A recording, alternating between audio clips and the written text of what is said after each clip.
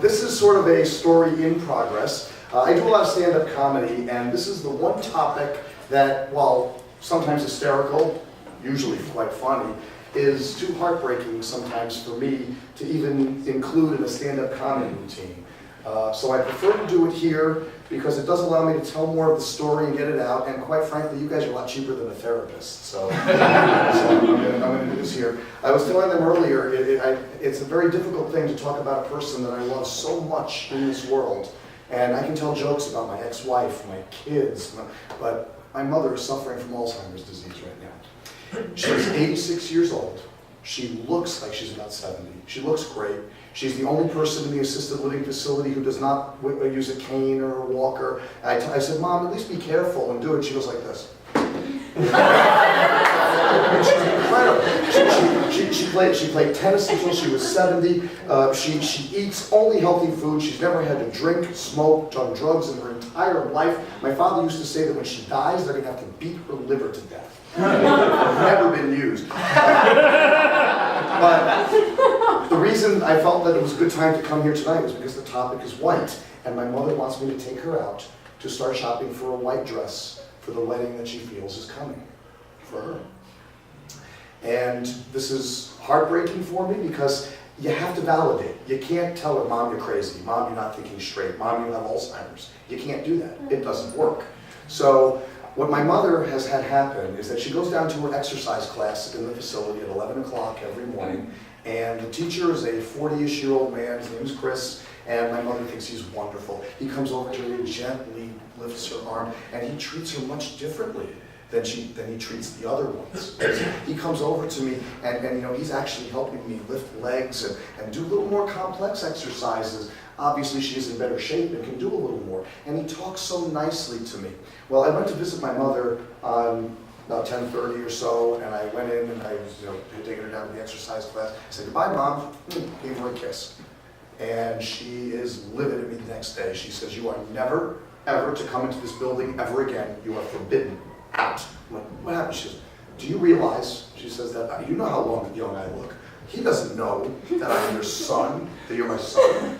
He might think that you're my boyfriend. You're going to ruin this for me. This is honestly true, which is why I don't do this in stand-up, because, I mean, this is not the kind of thing I really want to, perpetuate as jokes, but it's a heartbreaking feeling because I have to kind of go with her on this. And I'm saying, Mom, I said, listen, I'm sure he knows you're my son. I'm your son. I'm sorry, I feel bad. I'm your son. I mean, I'm sure people will, but I look so much younger, and you got to be like, what, 60? Trust me, I'm in my 40s. My mother's forgotten my age, but she still remembers names and situations. She puts things together very interestingly. She's very concerned. She calls me every day. I said, Mom, why don't I do this? Why don't I come to class one day and say, hi, I haven't had a chance to meet you. I'm Ythan. I'm Faith's son. I don't want you anywhere near it. I don't want you anywhere near the place. You just stay away. Stay. She starts to yell and scream. And she starts telling me, she says, you're a terrible son. I can't believe this. When I don't come to visit her, she says, you're drinking, you're gambling, and you're womanizing. I'm like, it's ridiculous. I do not gamble.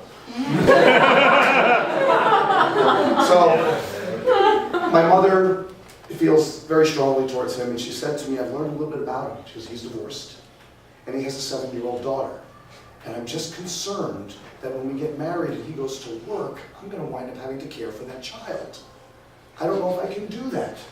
I'm like, well, Mom, when that time comes, we'll worry about that. We'll worry about it. Something else I'm concerned about.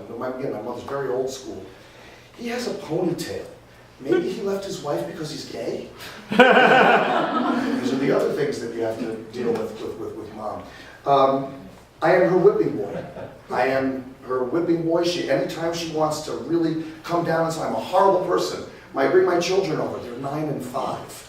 And they want to be with Grandma, but if they happen to sit the wrong way or take their shoes off or whatever, you have no discipline skills. You have no way to raise these children. You leave them here for an hour and I will show them how to behave. You're a bad father.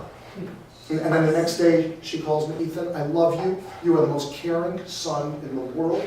It is the most frustrating thing to go with day in and day out. Every day it's something to make me laugh. Every day it's something to make me cry. There's a wonderful support page where I actually post this on Facebook. It's the Alzheimer's and Dementia Caregivers Support Group. You know what they like? They like humor. They like humor because we're all suffering.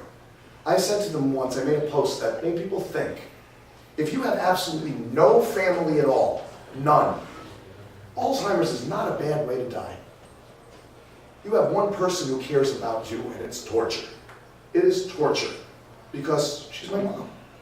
She's still my mom. She talks like my mom. She remembers me like my mom. Occasionally she misspells my name.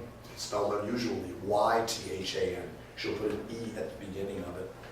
She'll forget what season it is. She's not from here. She doesn't know that she's in Rochester. She's not sure where she is. She says, I have to go down to school. It's her exercise class. And of course, she feels that she's going to be marrying that teacher. I hate to say this, but I do feel this way. I want her to get to the next stage and stay there. Because the next stage is La La Happy Land. And right now, she's not in La La Happy Land. She's worried about everything, scared to death, doesn't know what's going on, afraid that the next person to come into the facility is going to make her leave because she's low man on the totem pole, scared to death. I'm there for her. I'm here. I wish she knew. I know. Thanks for being my support. I appreciate it.